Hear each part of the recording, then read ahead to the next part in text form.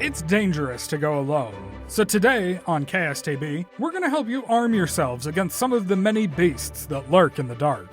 Arm yourselves with knowledge on this episode of the Tome of Titans. Our guide today is the head keeper at the Royal Menagerie, Ewan of the Woods. How are you doing today, Ewan? I'm doing well, Aaron. There. You? Can't complain, except maybe about the smell, but I suppose that's to be expected at the Royal Menagerie. So, where are we headed today? Well, head out a little ways into the forest outside the city here. There are some real interesting beasties not too far out that inexperienced adventurers may want to keep an eye out for.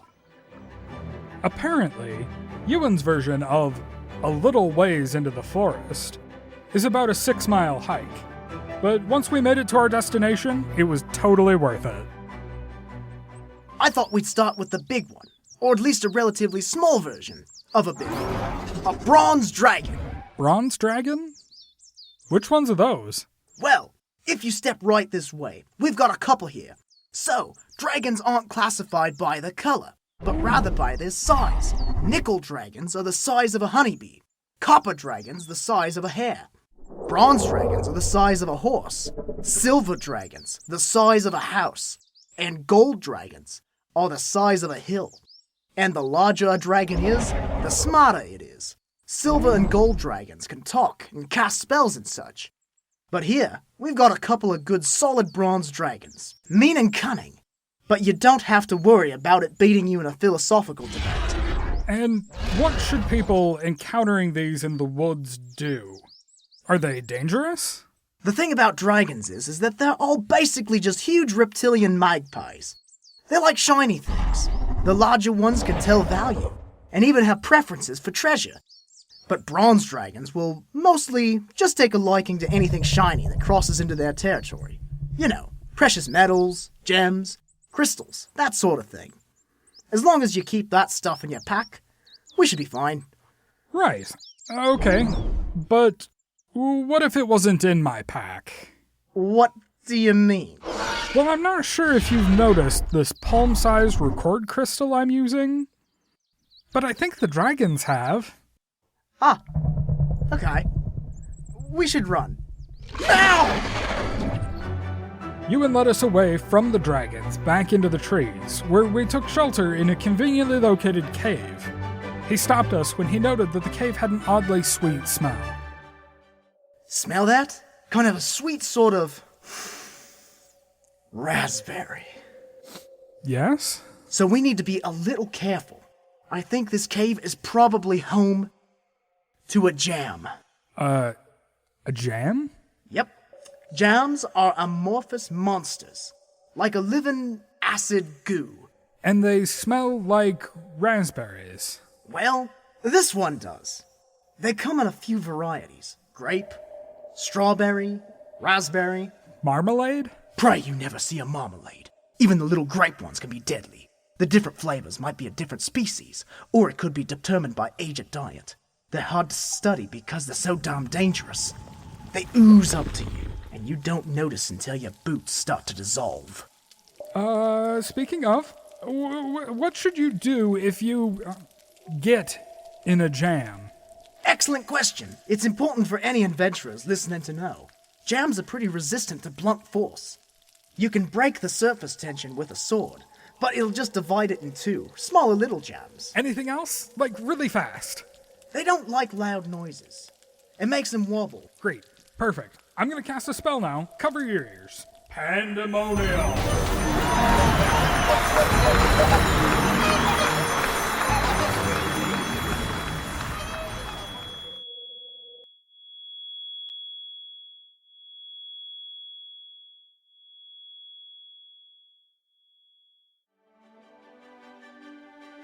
So we escaped from the deadly raspberry jam.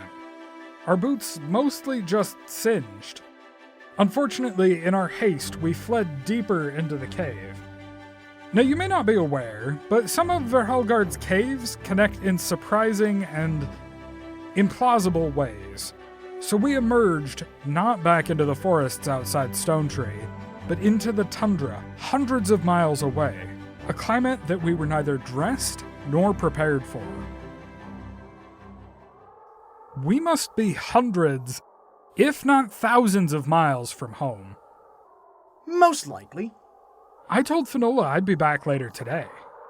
I only left 1 day of programming for the station. It was only supposed to be a 3-hour tour. See some neat creatures, tell the listeners some interesting facts. But now we're gonna freeze or starve. How is it even possible for us to be this lost?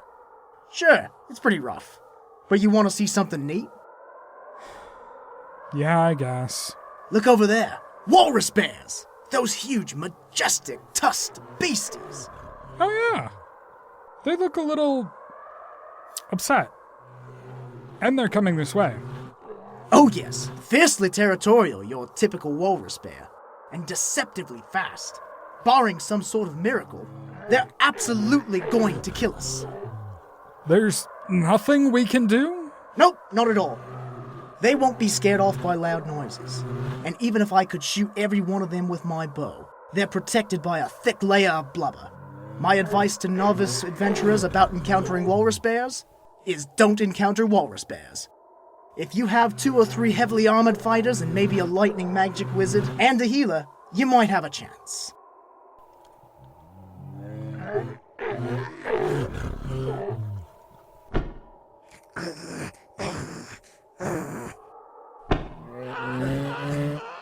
Are we saved? We might be. That's a miniature giant space rabbit, fighting off the walrus bears. A what? Miniature giant space rabbit. He must have jumped too hard or been knocked off the moon somehow, and fallen all the way down here. That 4-foot-tall rodent is a miniature one? How big is a regular giant space rabbit? Sometimes, on clear nights when the moon is full, you can see giant space rabbits on the moon's surface with just your naked eye. My goodness. And he's driven the walrus bears off. Hey! There you guys are. Finola, what are you doing here? I left right after you. But I took the magic carpet. I did a card reading this morning for you, and I noticed that you had snow in your future. So I thought you might need rescuing and some warm clothes. Oh. I thought you were just playing solitaire. Heads up! Here comes the space rabbit! Oh, hi, Bunny. Come here.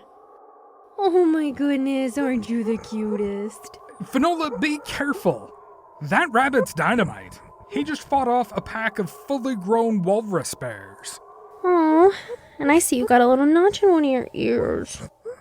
Oh, it's okay. You can come home with me and I'll patch you right up. Looks like you got a new pet, Aaron there. I bet Garden Grow isn't pleased. I don't think he'll fit through the door to our tower. Shouldn't we try and get him back to his home? But a rent there, I've wanted a familiar for a while now, and he can live in the meadow around the tower. Please? I suppose so. I can give you some tips about shelter, care, and feeding for a miniature giant space rabbit. Are you still recording, Aaron Thayer? Yep. Good.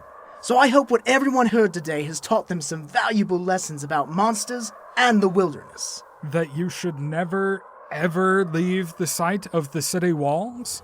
No, of course not. It's important to know when to run away, or to understand the weaknesses of monsters, and to always be prepared for anything. Oh, and one more thing, that the wilds can and will surprise you. So there you go, listeners. Any potential adventurers, take notes. And remember to tune in next time for the Tome of Titans.